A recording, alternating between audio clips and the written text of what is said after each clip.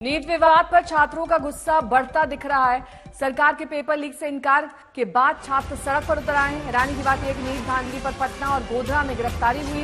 दोनों जगह पर जांच चल रही है और जांच के नतीजे भी नहीं आए थे कि सरकार ने एनटीए को क्लीन चिट दे दी। विपक्ष से लेकर छात्रों का सवाल यह है कि आखिर क्लीन चिट का मतलब क्या है। मामला कोर्ट में है। देश में कई कोर्ट में अब केस दर्ज किए गए हैं, केसेस पहुंचे हैं और एनटीए ने सभी केसेस को मिलाने की मांग की है। सुप्रीम कोर्ट में इसी पर सुनवाई होनी है। सभी को एक साथ जोड़ने की मांग की गई कि एक साथ इन पर सुनवाई हो, यानी कि एक दिन एक समय पर सभी अर्जियों पर सुनवाई सुप्रीम कोर्ट में की जाए, चाहे ये लोअर कोर्ट की अर्जियां हो, लेकिन इस पर सुनवाई सुप्रीम कोर्ट में हो।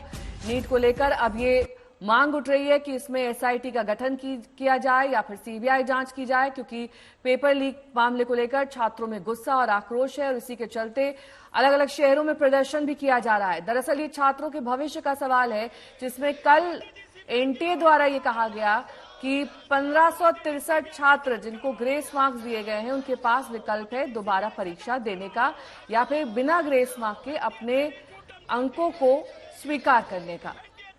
ये जो स्टूडेंट्स है, जो अभ्यर्थी, ये भी आरोप लगा रहे हैं कि इससे तो एनटीए पूरी तरह से बच रही है, लेकिन मसला यहां पर लाखों स्टूडेंट से जुड़ा हुआ है जिनके रैंक पर सीधा सीधा असर पड़ा है। इस एग्जाम को दोबारा करवा लेने से 1563 अगर दोबारा एग्जाम में बैठ भी जाएंगे उससे रैंकिंग में बहुत ज्यादा फर्क नहीं पड़ेगा। लेकिन यहां सीधा सीधा धांधली का आरोप है। वो ये भी आरोप लगा रहे हैं कि जो पटना में जांच चल रही है, जो पटना में गिरफ्तारी हुई है, वो कब हुई है? जब नीट के एग्जाम में पेपर लीक का आरोप लगाया गया था, उसी मामले की इन्वेस्टिगेशन चल रही। गोधरा में गिरफ्तारी हुई, जब वहां इन्वेस्टिगेशन चल रही है तो फिर क्लीन चिट का आधार क्या? क्लीन चिट आपने कैसे दे दी?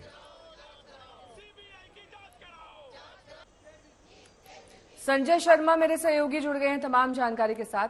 संजय, देखिए, कई अर्जियों पर एक साथ सुनवाई तो संभव है, लेकिन यह संभव नहीं है कि जिस पेपर लीक की बात शुरू से की जा रही है, छात्र भी इस मांग को उठा रहे हैं, उस पर सरकार द्वारा अगर क्लीन चिट दी जाती है तो उसका आधार क्या है? क्यों एसआईटी के गठन के लिए कोर्ट के आदेश का इंतजार किया जा रहा है? जी हाँ, बिल्कुल, ये सवाल हम तब से उठा रहे हैं, आज तक तब से उठा रहा है जब से सरकार ने घोषणा की कि इसमें कोई भ्रष्टाचार नहीं हुआ है। उस समय हमने ये सवाल उठाया था कि आखिर सरकार की तरफ से ये अपेक्षा बढ़ जाती है आम जनता की और इसमें कि भाई कौन सी कमेटी ने जांच की है, कमेटी में कौन लोग थे, कमेटी की घोषणा कब की गई, कब बनाई गई, किस आधार पर जांच हुई और पूरी रिपोर्ट क्या कहती है, किन पैरामीटर्स पर, किन मानदंडों पर जांच की गई है। लेकिन इसके बाद सबसे बड़ी चीज ये है कि अब तक ये बिल्कुल सही वाजिब सवाल है कि सरकार को एसआईटी या किसी भी सक्षम जांच एजेंसी तक इस मामले को जांच के लिए भेजने में दिक्कत क्या है आखिर। तो जब ऐसी चीजों में अगर समय लगता है तो आम जनता डेस्परेट हो जाती है, उन्हें लगता है दाल में कुछ काला है। लेकिन जनता के शक को दूर करने के लिए सरकार को हर संभव उपाय करने चाहिए ताकि भले उसमें कोई भ्रष्टाचार ना हो, लेकिन न्याय होता हुआ दिखना भी चाहिए, यानी प्रयास होता हुआ नजर आना चाहिए कि सरकार इस सवाल को गंभीरता से ले रही है और उसमें सरकार ये चाह रही है कि जनता के मन में जो गांठ है सवालों को लेकर जो चीजें हैं उसको गांठ खुलनी चाहिए, वो चीजें सामने आनी चाहिए। तो अब ये देखना दिलचस्प होगा कि सुप्रीम कोर्ट में बस थोड़ी देर में अब इस मामले की सुनवाई होने वाली है।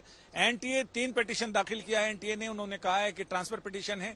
ट्रांसफर पिटीशन का मतलब कि अलग अलग हाईकोर्ट्स में जो मामले चल रहे हैं उन्हें सुप्रीम कोर्ट अपने पास ही बुला ले और वहीं पर ही एक जगह ही सारी सुनवाई हो, ताकि अलग अलग जगह सुनवाई होने से, अलग अलग आदेश आने से कई बार ये होता है कि भ्रम की स्थिति और ज्यादा गंभीर हो जाती है। तो भ्रम की स्थिति कोई ना रहे, एक ही जगह सारी से एक है साध है, सब सद है, सब साध है, सब जाए। तो इसीलिए एनटीए चाह रहा है कि एक ही जगह सारी कुछ चीजें हो जाएं, बहुत तो उससे फिर तमाम जानकारी के लिए आपका संजय।